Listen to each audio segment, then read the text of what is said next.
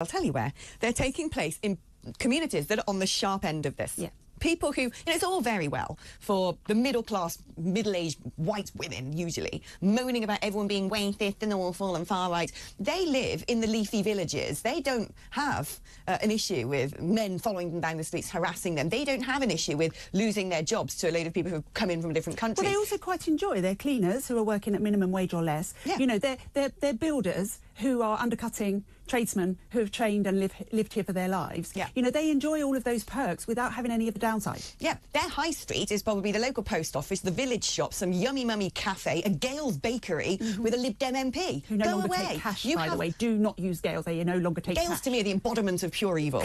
But apparently the person who set up Gales is a Brexiteer, so perhaps not. But the problem is they are so detached from the world in which the vast majority of people live. And because they live in their little echo chamber, in their dinner parties, and they go to their work and they sit at a desk next to some wonderful people from all around the world who have come here with Western values and a great education, they think that this is reality for everybody and have no idea that they're basically in the top privileged 5% of the country and everybody else is on the sharp end of this. Yes, absolutely. And, you know, you only need to look around the country to see that what happens when multiculturalism fails, which it has in this country now, is you just get collections of ghettos, silos. You know, we've seen it in London. We had, ages before these poor little babies were murdered in Southport, we saw in London in Whitechapel riots where cars were being overturned and fires were being started.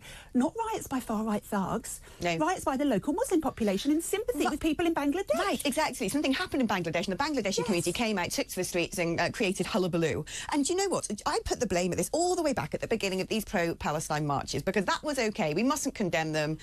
This is all fine. No one should be arrested. This is just people's natural right to protest. Well, do you know what? People have watched this taking place weekend after weekend after weekend. They've seen people wearing those keffiyeh scarves. They've seen people carrying banners with Arabic writing on. They've heard people shouting intifada. They've had people shouting from the river to the sea.